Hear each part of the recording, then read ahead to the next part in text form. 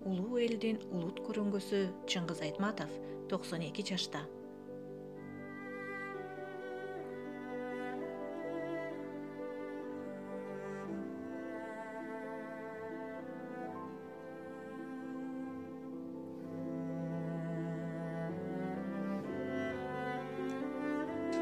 Кыргызстандын Залкар уулу, дүйнөгө аты таанымал белгилүү жазуучу, коомдук ишмер Чыңгыз Айтматов Талас областына караштуу Кара Буура районундагы Шекер айылында 1928 жылы 12 декабрда туулган. 1946 жылы Жамбыл шаарындагы Зоо ветеринардык техникумду, 1953 жылы Скрябин атындагы Кыргыз мамлекеттик айыл чарба институтун бүтүргөн. 1956-1958 жылдары Москвадагы жогорку адабият курсунун угуучусу болгон. Чыңгыз Айтматовдун чыгармачылыгы улуттук адабият үчүн эле эмес, улуттук искусствонун башка түрлөрүнүн өнүгүүсүнө да өзүнүн зор таасирин тийгизген. Анын чыгармаларынын негизинде обондо ырдан тартып симфонияга чейин жазылды. Көркөм сүрөт искусствосунда ондогон, жүздөгөн эмгектер жаралды. Театрдык спектакльдер, кинофильмдер коюлду. ЮНЕСКОнун билдирүүсү боюнча Айтматов бүгүнкү күндө чыгармалары көп басылган классиктердин бири. Анын чыгармалары дүйнөнүн 165 тилине которулган. Ошондой эле публицистикалык очерктердин, адабий сын макалалардын, эссе жанрынын чоң чебери.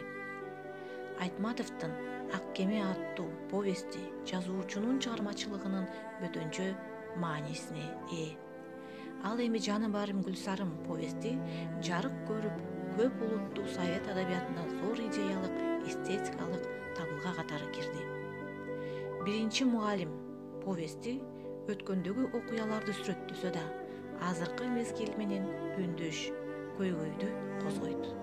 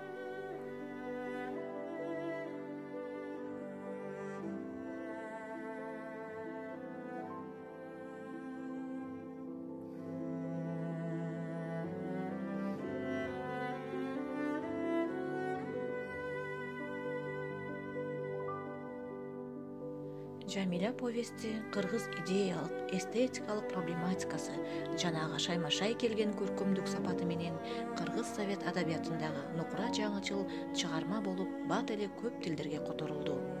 Улуу жазуучу Чыңгыз Төрөкулович Айтматов 2008 жылдын 10 июнунда 80 жаш курагында катуу оорудан кийин дүйнөдөн кайткан.